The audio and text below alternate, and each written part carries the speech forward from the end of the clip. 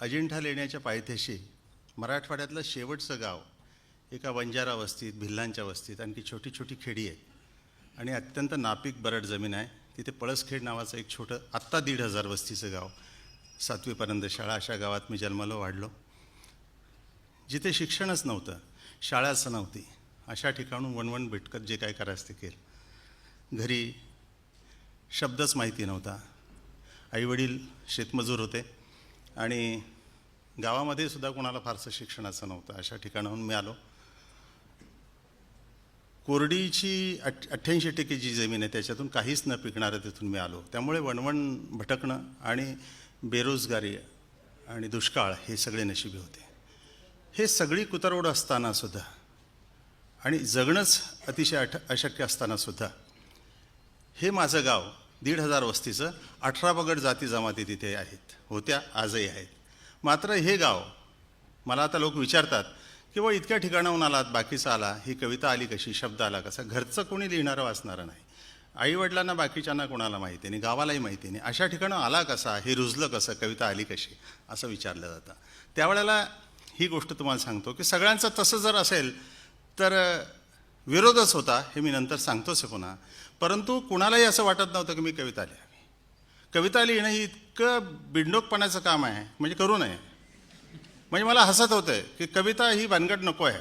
हे आई वडील, घरचे दारचे सगळे, बायकोसुद्धा म्हणायची की आता तुम्ही कवी होणारच का? मी म्हणलं होणार ना.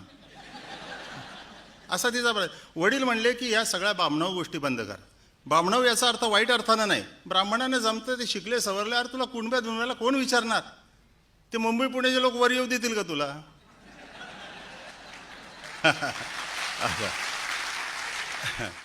करंदीकर जाळला बाबांनी हुरड्याच्या अकटीत, तेव्हा डोळ्यातून पाणी उघडलं. निशब्द नंतर कित्येक दिवस पानांच्या राखुंडीत मन जळत राहिलं.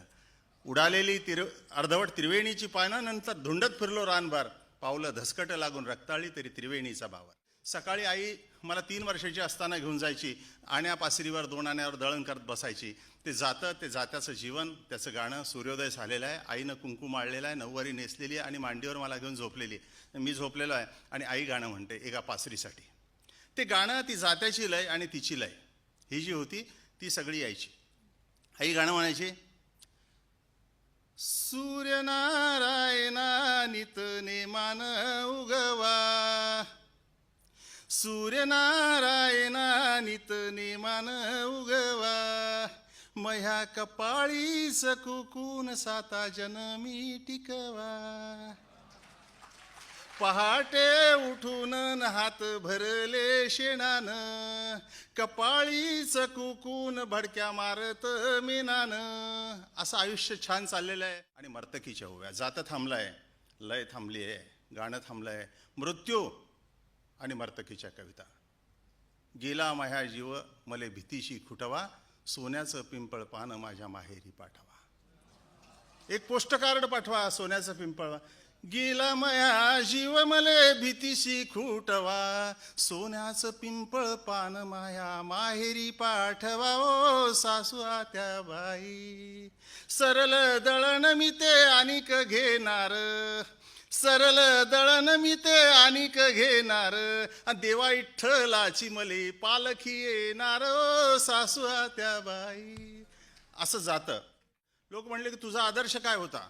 मला आता MA किंवा PhD वगैरे करतात ना माझ्यावर लोक, भयंकर प्रश्न विचारतात. ते म्हणतात की तुझा आदर्श काय होता आणि हे कशी साधन आहे? मी सांगतो की माझा आदर्श होता की एका काडीवर, एका चोचीवर सुगरणीचं घरटं बांधणारी सुगरण, हा माझा आदर्श होता. असा बोल बोल ती जग पंखात घेती, असं एखाद पाखरू वेलाळ, ज्याला सामोरा येत या भाळ. पुढे गेलो, मराठी कवितेचे सगळे संस्कार झाले. तुकोबा, ज्ञानोबा, एकवळा, सगन भाऊ, तिथपासून तर बालकवी बहिणाबाईपासून तर मर्ढेकरांपासून तर विंदा करंदीकरपासून तर माझे समकालीन अरुण कोलटकर असो किंवा आणखी कोणी असो किंवा आरती प्रभू असो, की ही सगळी मंडळी, आणि तिथपासून तर नामदेव ढसाळपर्यंत, या सगळ्यांचे संस्कार चांगल्या अर्थाने मी घेतले. अत्यंत नव्या कवींचे घेतले, ते पसवले आणि माझी मात्र स्वतःची वाट आणि चेहरा निर्माण केला. मला एक वेळा जैतमध्ये बाळासाहेबांनी सांगितलं, मंगेशकरांनी, की तम वाढत आहे, रात वाढत आहे, कुणी करत आहे मधुर अभिसारा. एकच सांगितलं, बाकी 15 गाण्यात सांगितलं नाही. म्हणलं हे फार अवघड आहे हो. ते म्हणले की याच्यात वजन मला पाहिजे. की रात वाढत आहे, तम चढत आहे, कुणी करीत आहे मधुर अभिसार. नागांची जोळ आहे. नभ उतरू आलं, चिंब थरथर वल, अंग झिम्माड झालं हिरव्या बहरात. मी काय कॉपी करणारा माणूस आहे, आपल्याला मान्यच आहे. मी कुठे म्हणतो की मी अगदी जातिवंत प्रतिभावंत आहे. याचं त्याचं उच्छिष्ट घेऊन गेलो आणि आलो. अशा कवींनी किंवा खेड्यातली रात्रमध्ये जी त्या उदास उजाड माळावरती बुरुजाच्या पडल्या भिंती, बुरुजाच्या पडल्या भिंती, उद्ध्वस्त देवळा पुढती, उद्ध्वस्त देवळा पुढती वराचा पार, अंधार दाटला तेत. हा मोड जो आहे ना तो घेतला. कवितेने काय द्यावं हो? कविते इतकं सुंदर, माझ्या दुःखाचं निराकरण करणारं, माझ्या दुष्काळी पट्ट्याला काढून टाकणारं, माझ्या भरताड जीवनाला आणि माझ्या गावांना आणि महाराष्ट्रामध्ये हाऊसमध्ये असताना पाणी अडवा फलोद्यानपासून तर मी काही जे दिलं ते केवळ कवितेच्या शब्दावर सभागृहामध्ये मुख्यमंत्री म्हणाला की दिलं. शहरी सगळ्या संपत्तीच्या ठिकाणी फिरलो आणि वाटेल ते जरी झालं तरी सुद्धा माझा पाय पळसखेडमध्ये आहे, त्या मातीमध्ये आहे, त्या बरडमाळ रानात आहे, तिथल्या निर्माण केलेल्या सगळ्या याच्यावर आहे. शेतीनं जगण्यानं दुःख दिलं, पण ते दुःख हरण करणारी गोष्ट कुठेही मिळाली नाही, फक्त शेतीमध्ये. प्रत्येक वर्षीचं नवीन पीक, प्रत्येक झाडांचं नवीन 25 वर्षाचं चाललं पीक आणि भरभरून आलेली डाळिंब आणि सीताफळं, ही सुद्धा कविताच आहे. या शेताने लळा लाविला असा असा की सुखदुःखाला परस्परांशी हसलो रडलो. ह्या शेताने लळा लाविला असा असा की सुखदुःखाला परस्परांशी हसलो रडलो. आता तर हा जीवचा अवघा असा जखडला, मी त्याच्या हिरव्या बोलीचा शब्द जहालो.